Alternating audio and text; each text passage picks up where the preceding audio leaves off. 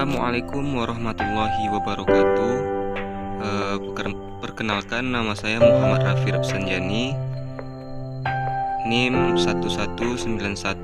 119103122221. Baik, pada video kali ini saya akan mempresentasikan hasil evaluasi program pendidikan, yaitu pada mata kuliah evaluasi program pendidikan dengan dosen pengampu, yaitu Bapak Dr. Diki Hartanto SPI MM. Adapun judul dari evaluasi saya ini yaitu membentuk program sekolah sehat. Baik, langsung saja ke latar belakang. Sekolah merupakan sebuah lembaga formal tempat anak didik memperoleh pendidikan dan pelajaran yang diberikan oleh guru. Sekolah mempersiapkan anak didik memperoleh ilmu, pengetahuan, dan keterampilan agar mampu berdiri sendiri dalam masyarakat. Di dalam memajukan pengembangan nasional, anak merupakan investasi pembangunan dalam bidang tenaga kerja dan pewaris negara di masa depan. Maka pembinaan terhadap anak perlu dimulai sejak dini. Sehubungan dengan itu, bidang pendidikan dan kesehatan mempunyai peranan yang besar karena secara organisatoris sekolah berada di bawah Departemen Pendidikan Nasional. Sedangkan secara fungsional Departemen Kesehatan bertanggung jawab atas kesehatan anak didik. Kemudian kesehatan merupakan syarat utama agar proses belajar mengajar dan dapat mencapai hasil yang maksimal. Oleh karena itu, peningkatan status kesehatan seseorang sangat mendukung agar proses belajar mengajar dapat berjalan dengan baik. Apabila lingkungan sekolah bersih, sehat, dan kondusif, anak dapat belajar dengan baik sehingga dapat menghasilkan generasi penerus bangsa yang lebih berkualitas di masa yang akan datang. Lanjut ke B, kerangka teori. Kira-kira seperti inilah kerangka teori. Yang pertama itu ada anak usia sekolah. Kemudian pengetahuan siswa tentang membuang sampah pada tempatnya. Kemudian di fasilitas tempat sampah, kriteria tempat sampah. Yang pertama, jumlah tempat sampah. Yang kedua, jarak tempat sampah di setiap ruangan. Kemudian yang ketiga, tempat sampah tertutup. Yang keempat, volume tempat sampah mampu menampung sampah sampai 3 hari. Kemudian penerapan SS membuang sampah pada tempatnya. Kemudian yang C, metodologi penelitian. Jenis penelitian yang digunakan oleh peneliti yaitu kualitatif dengan desain penelitian fenomenologi. Penelitian kualitatif sendiri lebih menekankan pada pemahaman dan makna berkaitan erat dengan nilai-nilai tertentu, lebih menekankan pada proses daripada pengukuran, mendeskripsikan, menafsirkan, dan memberikan makna dan tidak cukup dengan penjelasan belaka. Dan memanfaatkan multi metode dalam penelitian. Tujuan penelitian fenomenologis menurut Sukmadinata 2017 ayat 63, yaitu mendapatkan arti dari suatu yang berlandaskan dari pembelajaran. Keberhasilan pelaksanaan UKS, setiap sekolah harus menjalani program UKS yang sesuai dengan tujuan yang dituntut oleh 4 departemen, yaitu yang pertama Departemen Pendidikan Nasional, yang kedua Departemen Agama, kemudian yang ketiga Departemen Kesehatan, yang keempat atau yang terakhir Departemen Dalam Negeri dan sekolah dapat bekerja sama dengan siswa, guru pendidikan jasmani, kepala sekolah, orang tua, komite sekolah, masyarakat maupun masyarakat sekitar perkarangan sekolah. Pada dasarnya pelaksanaan program UKS dapat dikatakan sempurna, yaitu sekolah tersebut telah mencapai strata paripurna yang telah ditetapkan dalam strata UKS sesuai jenjang pendidikan. Kemudian analisis evaluasi.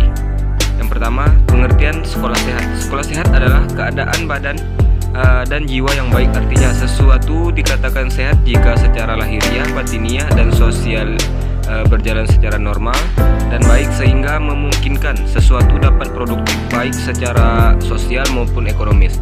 Jika hal ini dikaitkan dengan lembaga pendidikan, maka sekolah sehat dapat dimaknai sebagai lembaga pendidikan yang memiliki unsur-unsur baik atau normal secara lahiriah jasmani dan batiniah rohani. Sekolah sehat pada prinsipnya terfokus pada usaha bagaimana membuat sekolah tersebut memiliki kondisi lingkungan belajar yang normal, itu atau tidak sakit, baik secara jasmani maupun rohani. Hal ini ditandai dengan situasi sekolah yang bersih, indah, tertib, dan menjunjung tinggi nilai-nilai kekeluargaan dalam kerangka mencapai kesejahteraan lahir dan batin setiap warga sekolah. Dengan begitu, sekolah sehat memungkinkan setiap warganya dapat melakukan aktivitas yang bermanfaat, berdaya guna, dan berhasil guna untuk sekolah tersebut. Dan lingkungan di luar sekolah. Adapun standar sekolah sehat yaitu yang pertama memiliki lingkungan sekolah bersih, indah, tertib, rindang, dan memiliki penghijauan yang memadai. Kemudian yang kedua memiliki tempat pembuangan dan pengelolaan sampah yang memadai dan representatif. Kemudian yang ketiga memiliki air bersih yang memadai dan memenuhi syarat kesehatan. Kemudian yang keempat memiliki kantin dan petugas kantin yang bersih dan rapi serta menyediakan menu bergizi dan seimbang. Kemudian yang kelima memiliki saluran pembuangan air tertutup dan tidak menimbulkan bau tak menyenangkan. Yang keenam memiliki ruang kelas yang memenuhi syarat kesehatan, ventilasi atau AC dan pencahayaan cukup. Kemudian yang ketujuh memiliki ruang kelas representatif dengan rasio kepadatan jumlah siswa di dalam kelas adalah 1:2:2. Kemudian yang kedelapan memiliki sarana dan prasarana pembelajaran memenuhi standar kesehatan, kenyamanan, dan keamanan.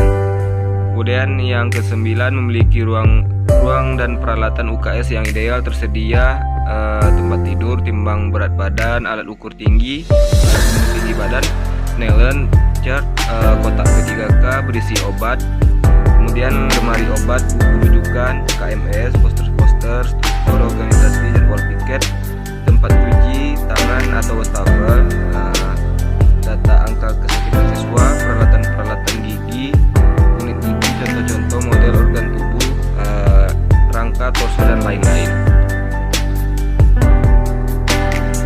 Kemudian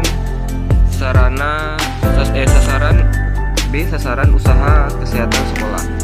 Sasaran pelayanan usaha kesehatan sekolah adalah seluruh peserta didik dari tingkat pendidikan taman kanak-kanak, pendidikan dasar, pendidikan menengah, pendidikan agama, pendidikan kejuruan, pendidikan khusus, atau pendidikan sekolah luar biasa.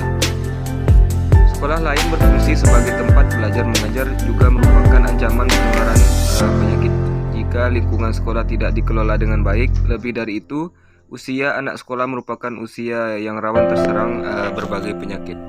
Penyakit yang sering muncul pada usia sekolah usia 6-10 tahun seperti diare, penyakit cacingan, anemia, karies gigi yang ternyata berkaitan dengan PHBS.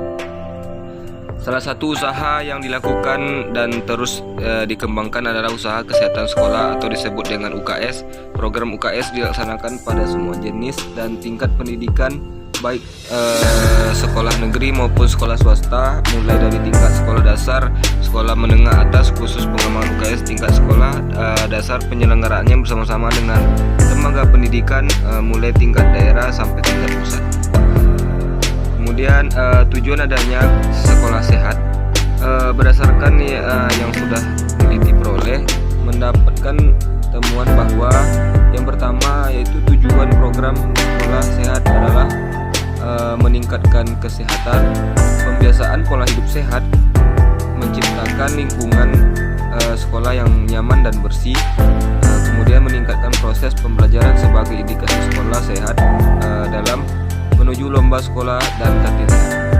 Kemudian yang kedua, kegiatan atau program kerja yang paling mendukung berjalannya program sekolah sehat atau UKS, karena UKS adalah fondasi utama dalam berjalannya sekolah sehat. Kemudian yang ketiga yaitu program sekolah sehat memiliki beberapa indikator, yaitu yang pertama pengembangan kebijakan sekolah peduli dan berbudaya kesehatan lingkungan. Kemudian yang kedua pengembangan kurikulum berbasis lingkungan. Kemudian yang keempat pengembangan kegiatan lingkungan partisipatif, yang terakhir pengelolaan dan atau pengembangan sarana pendukung sekolah. Kemudian yang terakhir pembinaan dilakukan oleh puskesmas setiap 6 bulan sekali. TPUKS provinsi melakukan pembinaan setiap 1 tahun sekali. Mungkin hanya segitu presentasi dari saya. Dapat disimpulkan sekolah merupakan sebuah lembaga formal tempat anak didik memperoleh pendidikan dan pelajaran yang diberikan oleh guru. Sekolah mempersiapkan anak didik memperoleh ilmu, pengetahuan, dan keterampilan agar mampu berdiri sendiri dalam masyarakat.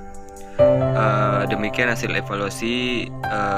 Penulis menyadari dalam penulisan evaluasi ini atau penelitian ini banyak terdapat kekurangan. Oleh karena itu kritik dan saran yang membangun kami perlukan untuk penyempurnaan laporan hasil evaluasi ini. Semoga bermanfaat bagi pembaca. Demikian video saya kali ini. Terima kasih sudah menonton.